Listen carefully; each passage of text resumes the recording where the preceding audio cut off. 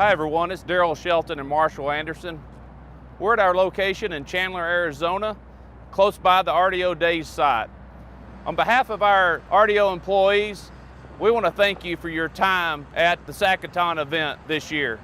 As we discussed this week, you're a key stakeholder to our operation, and along with our manufacturing partners, we're here to help you maximize your profits and minimize your risk. As we talked about, it's a special year at RDO Equipment Company. It's been 50 years since Ron Offit bought his first dealership in Castleton, North Dakota, so this entire year we'll be celebrating our 50th anniversary. When you partner with us at RDO Equipment Company, you gain from industry and customer experience that lasts over 50 years. We want to again thank you for your time. We want to thank all of our manufacturer partners for everything they do for us. And most importantly, again, thank you for your partnership as we go forward throughout this next year.